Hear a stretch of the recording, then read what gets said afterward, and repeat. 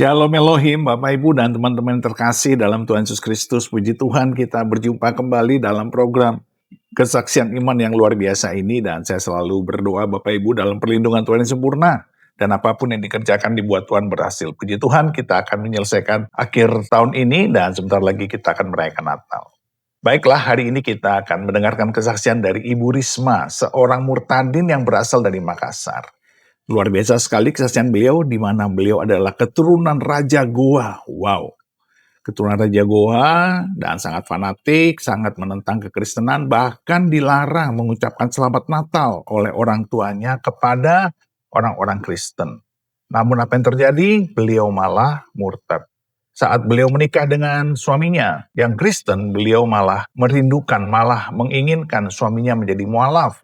Namun yang terjadi adalah beliau dijumpai oleh Tuhan Yesus, dan hadirat Tuhan yang begitu dahsyat luar biasa itu tidak bisa beliau pungkiri, tidak bisa beliau tolak, dan akhirnya beliau menjadi pengikut Kristus. Nah, bagaimana kesaksiannya yang luar biasa dan sangat menggelitik ini, karena banyak sekali hal-hal yang di luar nalar terjadi dalam hidupnya. Mari kita saksikan bersama-sama. Tuhan memberkati. Shalom. Shalom. Iya. Perkenalkan, nama saya Risma. Nama saya dulu Andi Risma Andi Sulo Ambokoi. Tapi setelah saya dibaptis, nama saya berubah menjadi Esther Risma Sopaheluakan. Sopaheluakan itu adalah marga daripada suami saya. Kebetulan dia adalah orang suku dari Ambon.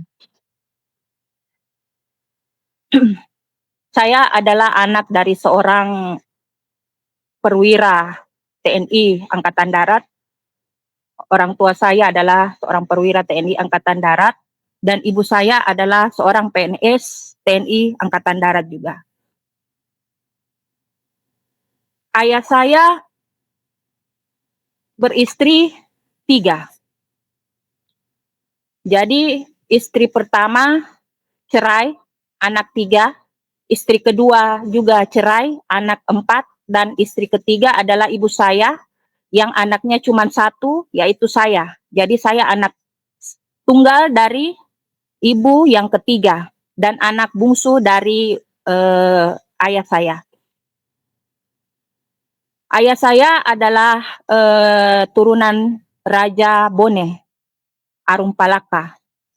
Dia dari suku Bugis Bone Sengkang. Sedangkan ibu saya juga keturunan dari Palopo, Raja Palopo. Dia keturunan Opu. Jadi dari sebelah menyebelah ini, kalau dibilang harta, ya saya mau katakan berlimpah waktu itu ya.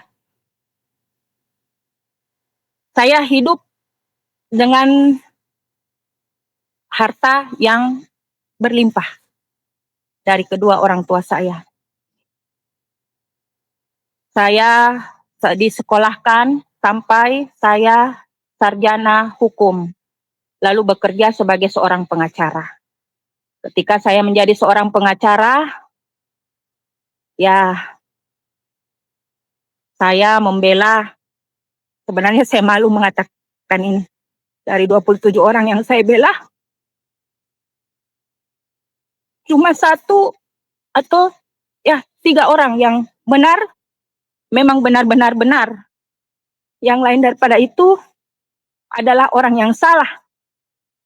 Tapi mampu saya benarkan dan saya mampu bebaskan. Tentu saja bayarannya tidak murah.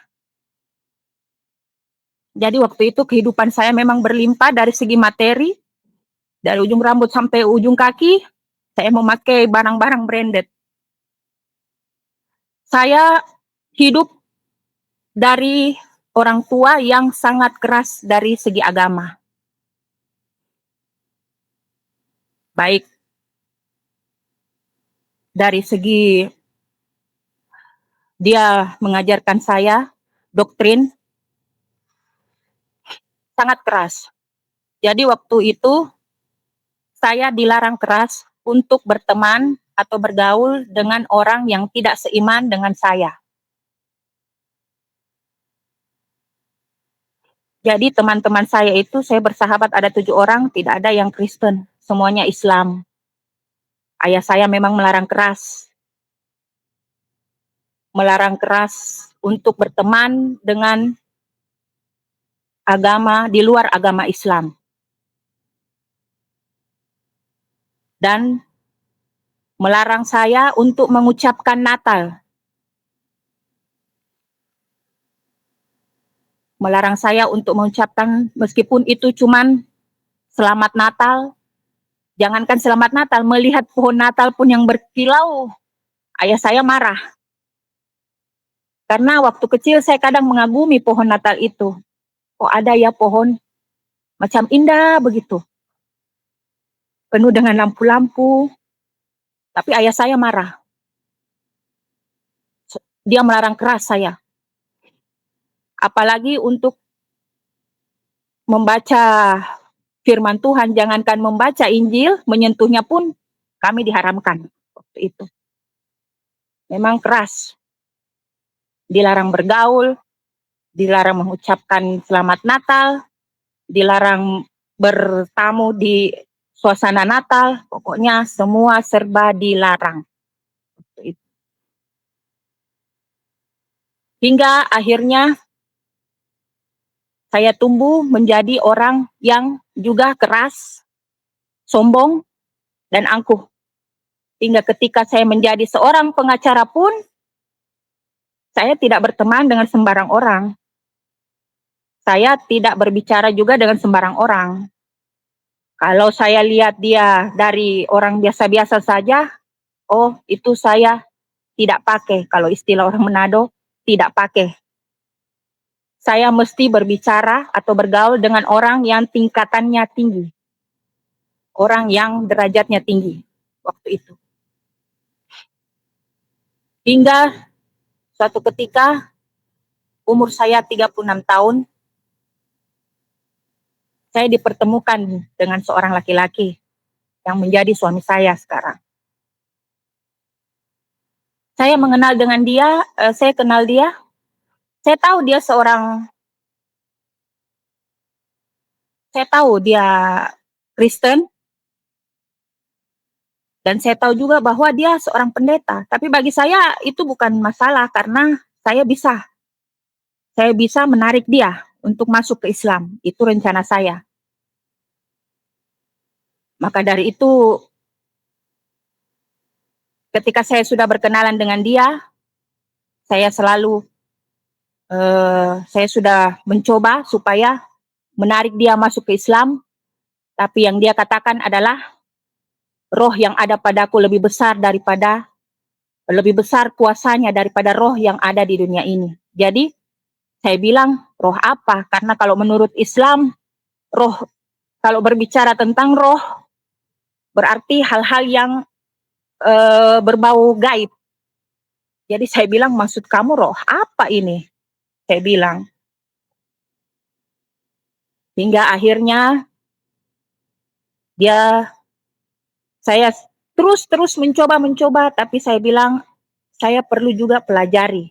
Sebenarnya kenapa dia bisa sampai seyakin dan seteguh ini dalam agamanya.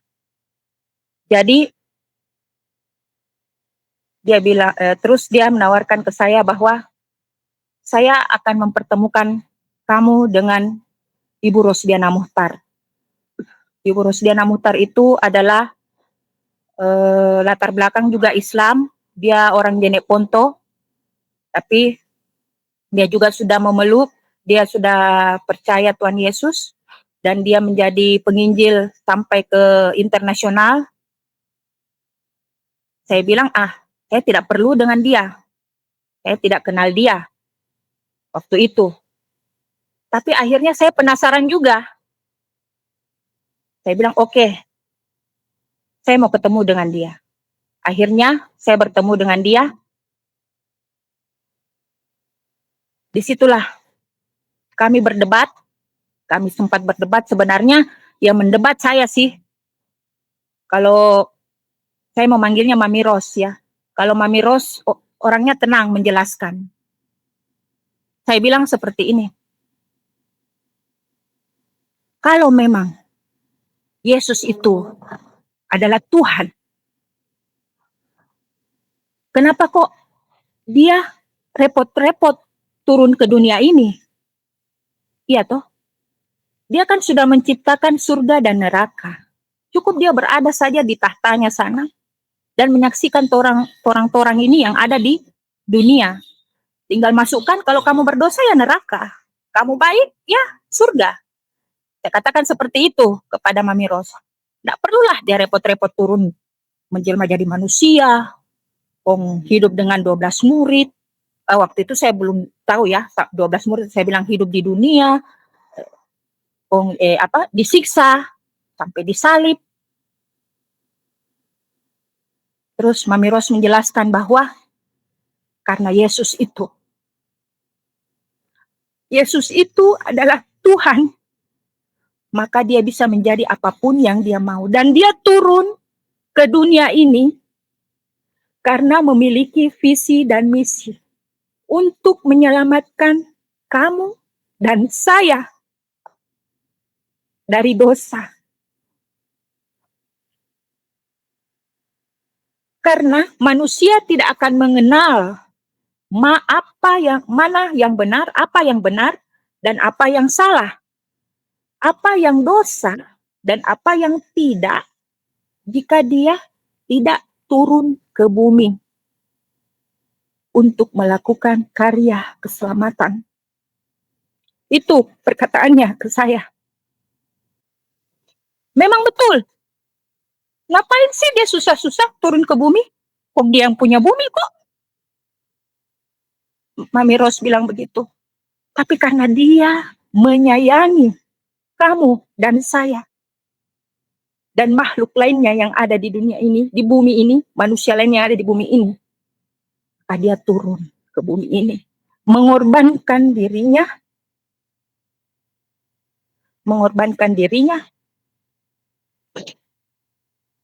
agar kamu dan saya bisa menikmati keselamatan itu. Perkataannya waktu itu sudah memecah belah pikiran saya, hati saya, pikiran saya. Separuh hati saya tetap percaya bahwa apa yang Islam yang saya anut ini adalah benar. Tapi separuh lagi mengatakan bahwa apa yang dikatakan Mami Ros itu adalah benar. Selanjutnya, saya katakan kepada Mami Ros bahwa, Mami, saya coba mau masuk ke gereja. Boleh? Oh, boleh.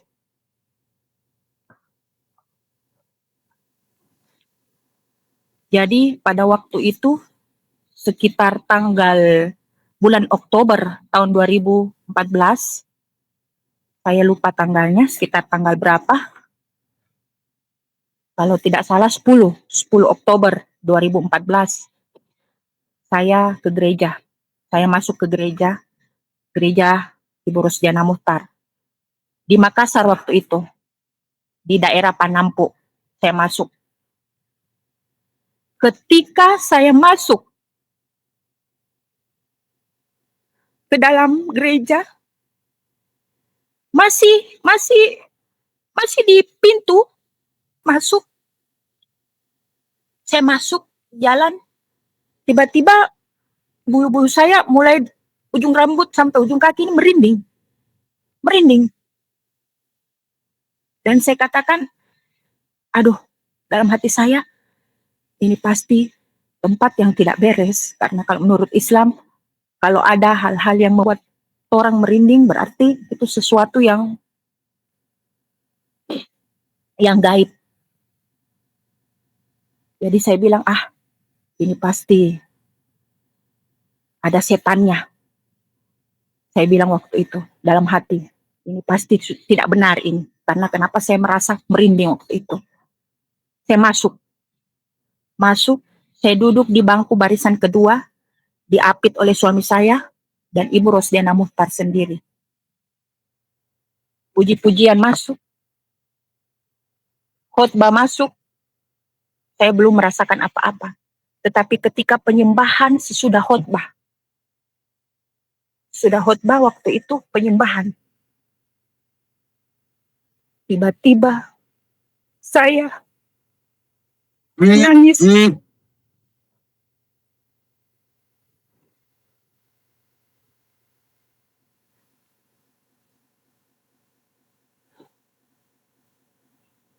Saya menangis.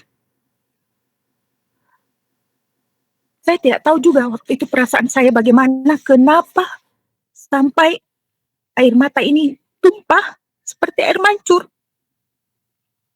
jatuh. Saya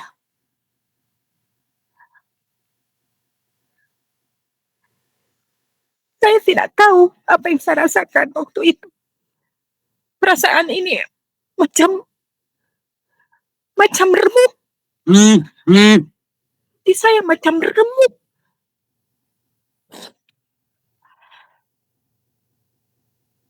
Macam hancur, remuk.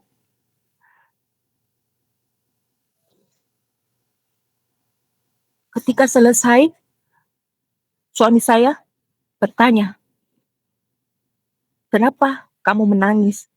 Saya bilang, "Saya juga tidak tahu kenapa saya menangis." Kedua orang tua saya pun ketika meninggal, waktu itu mereka sudah meninggal. Ayah saya meninggal tahun 1998, ibu saya 2004. 3 bulan setelah saya selesai di wisuda. Saya bilang kedua orang tua saya waktu meninggal, saya sedih. Sedih, tapi tidak seperti tadi, menangisnya. Memang waktu itu air mata jatuh, tumpah betul-betul.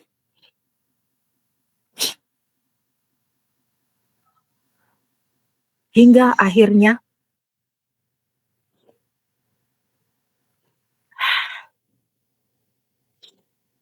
saya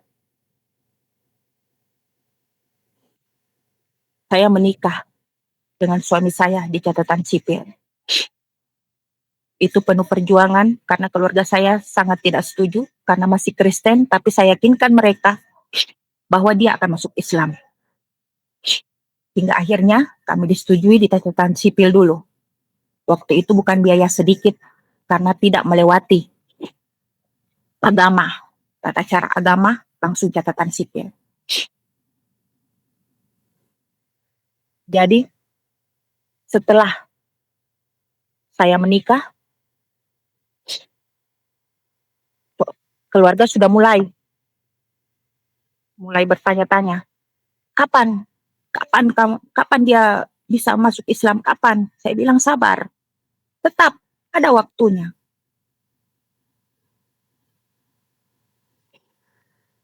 Hingga akhirnya suatu ketika saya berjumpa dengan Tuhan Yesus.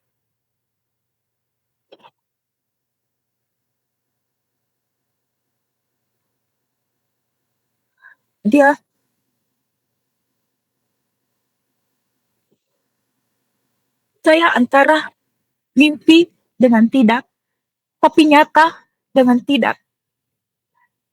Saya bisa rasakan kehadirannya.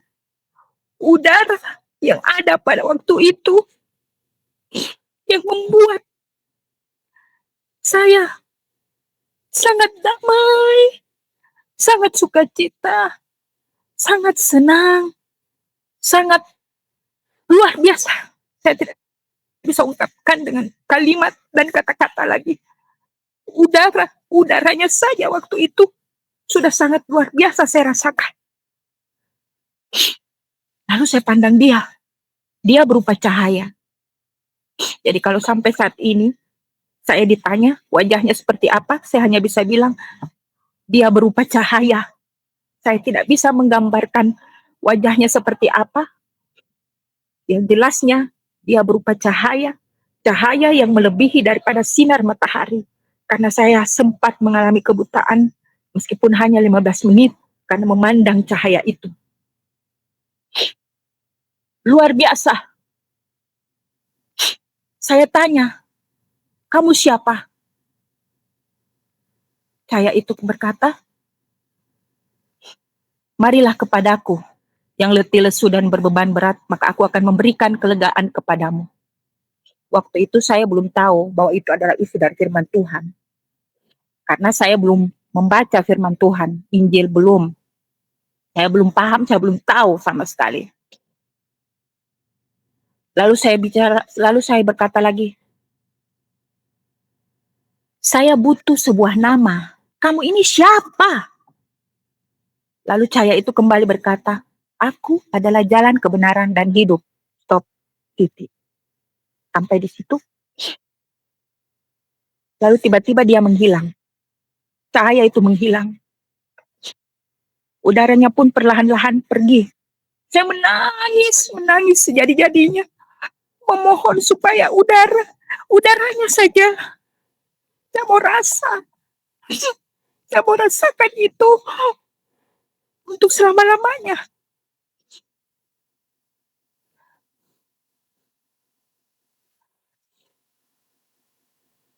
Lalu saya berkata sama suami saya tadi antara mimpi dengan tidak, nyata dengan tidak, saya cerita. Suami saya bilang, itulah dia. Saya bilang, dia siapa? Kamu juga jangan berteka-teki, dia siapa? Dia bilang, dialah Yesus. Tuhan Yesus. Saya bilang, ngapain dia datang pada saya? Suami saya bilang, berarti Tuhan mempunyai rencana untuk kamu. 3 hari 3 malam saya tidak bisa tidur. Hati saya gundah gulana. Hati saya berpacu dengan cepat. Hati saya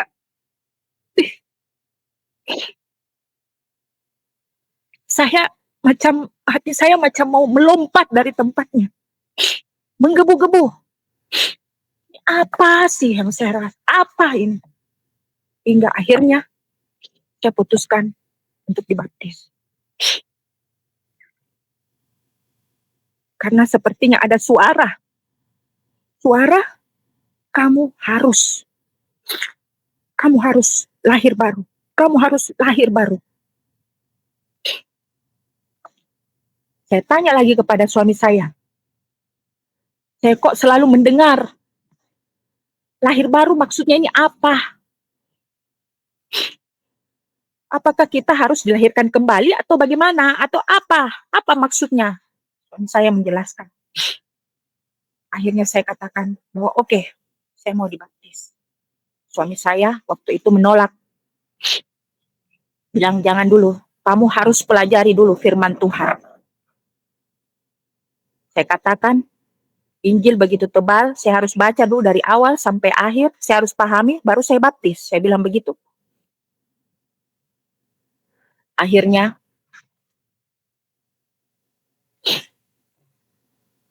saya menelpon sendiri gembala. Gembala datang ke rumah.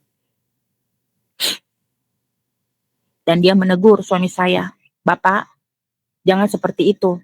Kalau ibu mau dibaptis, harusnya Bapak segera melakukan itu. Karena ibu ini ibarat kertas putih, jadi harus dimulai dengan tulisan yang indah. Karena ini keinginan ibu sendiri. Lawatan Tuhan telah terjadi. Tuhan telah menjamah dia, melawat dia. Jadi Bapak harus segerakan. Hingga akhirnya saya dibaptis.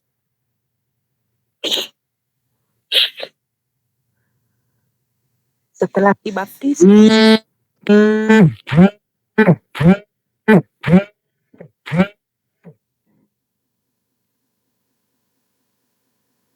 saya dibaptis,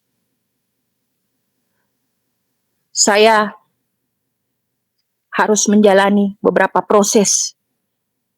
Harus memikul salib.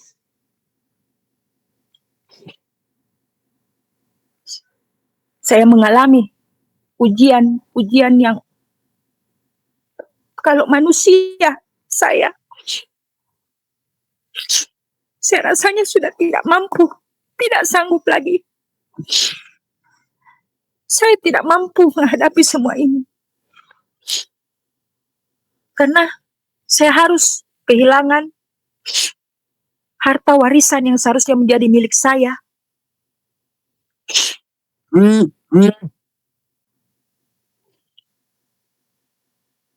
Saya harus kehilangan pekerjaan saya.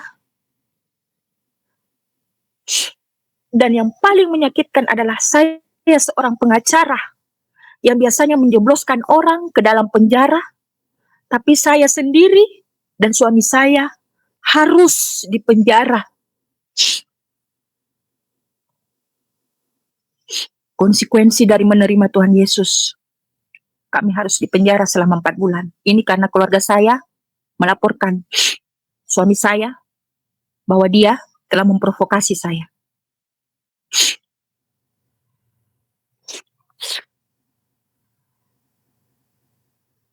Saya perlu jelaskan di sini bahwa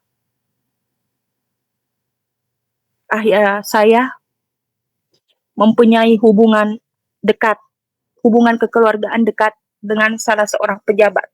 Saya tidak perlu menyebutkan namanya. Ayah saya dengan beliau sepupu 1 kali. Hingga di Makassar itu,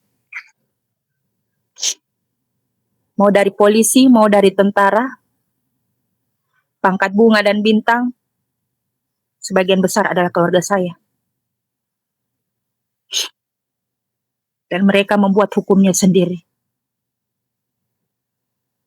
Hanya karena alasan saya menerima Tuhan Yesus, saya dipenjara selama 4 bulan. Kira-kira bagaimana sakitnya hati saya, karena saya seorang pengacara yang biasanya menjebloskan orang ke dalam penjara, tapi saya sendiri harus masuk ke dalam penjara bersama suami saya.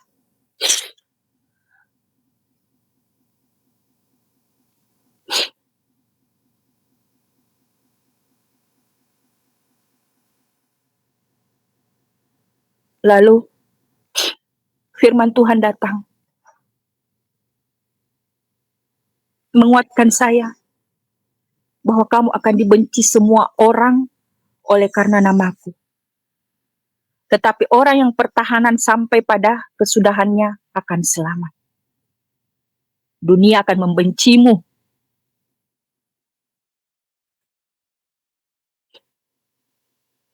Tapi jangan takut, karena aku selalu menyertaimu.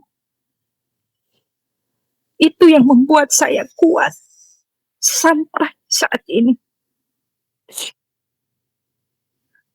Bukan hanya harta saya yang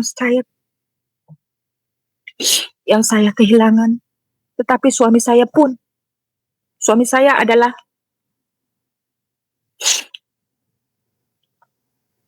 seorang pendeta.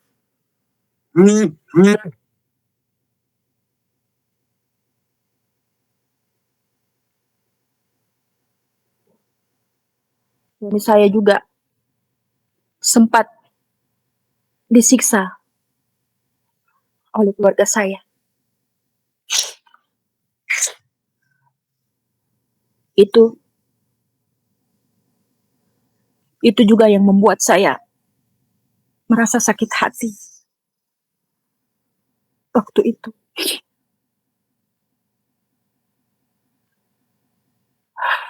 Tapi Tuhan terlalu luar biasa, terlalu dahsyat. Dia masih menjaga saya, memelihara saya, sampai saya bisa sampai ke tempat ini tanpa sepeser pun uang dari keluarga saya. Saya bisa pendidikan, ikut SOM hamba Tuhan selama 7 bulan.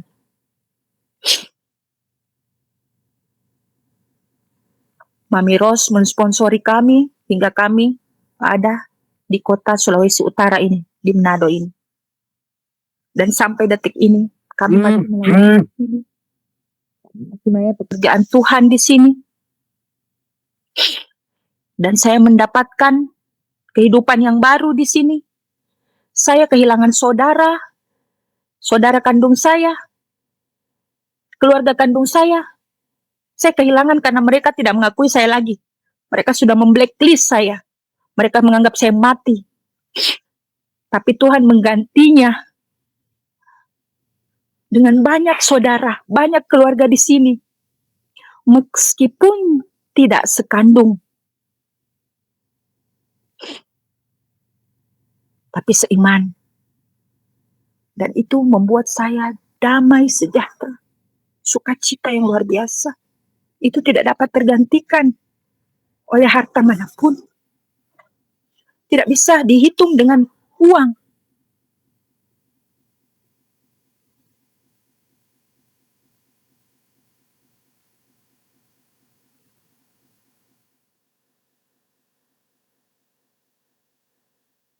Jadi walaupun harta kami habis dan sampai sekarang kami masih ada, masih makan, masih diberi kekuatan dan kesehatan, itu kami percaya bahwa semuanya itu hanya karena kasih Tuhan Yesus Kristus bagi kami. Yang luar biasa, kemurahannya, yang sangat luar biasa dalam hidup kami.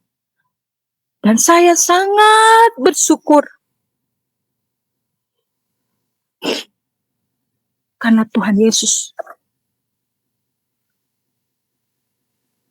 memanggil dan memilih saya. Saya tidak pernah menyesal atas apa yang pernah terjadi terhadap diri saya. Apa yang pernah saya dapatkan, saat ini saya harus kehilangan. Saya tidak menyesal. Saya tidak pernah menyesal.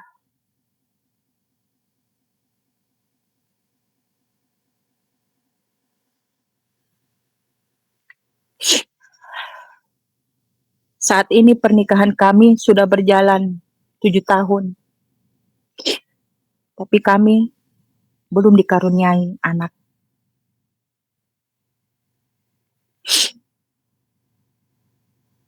Tapi bagi saya itu tidak masalah. Karena saat ini kami memiliki banyak anak rohani. Merekalah yang menghibur saya.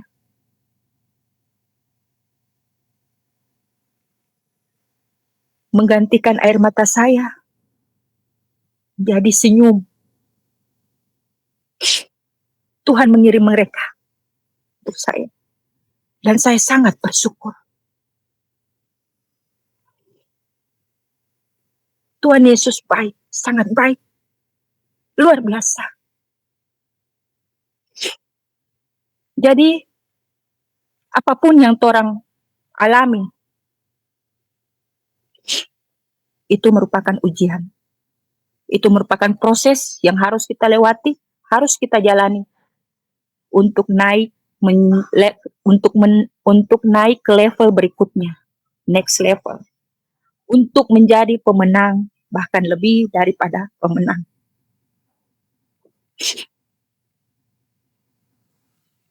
Banyak yang terpanggil, tapi sedikit yang terpilih.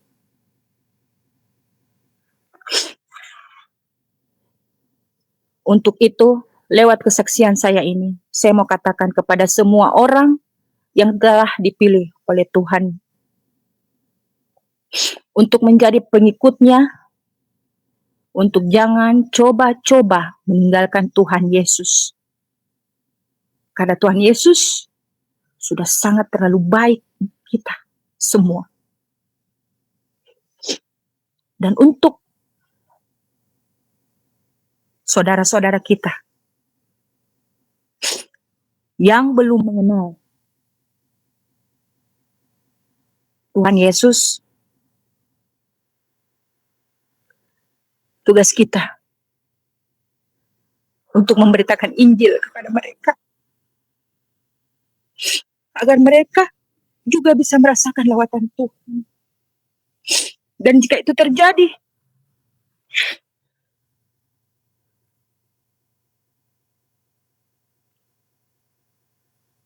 mereka pun pasti akan merasa sangat bersyukur.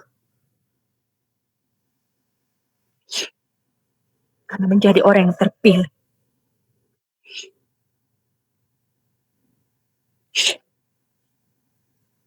harus tetap kuat, tetap semangat. Apapun ujian, apapun proses, apapun pergumulan yang torang hadapi, torang harus tetap kuat dan bertahan. Jangan pernah meninggalkan Tuhan Yesus. Jangan. Karena itu kebinasaan.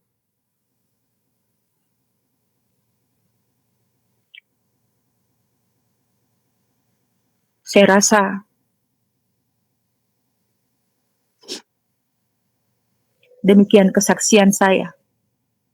Puji Tuhan, puji Tuhan, puji Tuhan. Walaupun di penjara selama 4 bulan bersama suaminya karena pindah agama dan juga kehilangan harta warisan dan dilupakan, dianggap telah mati oleh saudara-saudaranya atau keluarga besarnya, Ibu Risma tetap setia di dalam Tuhan, bahkan melayani Tuhan, menjadi seorang penginjil yang luar biasa dipakai Tuhan saat ini. Dan marilah kita terus berdoa supaya Ibu Risma dan suaminya dilimpahi berkat Tuhan yang berlimpah-limpah dan pelayanannya diberkati Tuhan, dibuat berhasil dan diurapi Tuhan semakin dahsyat dan semakin banyak jiwa-jiwa datang kepada Kristus melalui pelayanan mereka. Dan kita tentu saja terus berdoa buat bangsa dan negara kita agar dari Sabang sampai Merauke, dari Kepulauan Miangas dan sampai Pulau Rote terjadi pertobatan massal luar biasa, jamahan lawatan Tuhan terjadi di negeri ini, dan revival terjadi di akhir zaman supaya banyak jiwa diselamatkan oleh karena Tuhan yang mengasihi mereka seperti Tuhan telah mengasihi kita. Tetaplah setia, tetaplah semangat, dan teruslah berkarya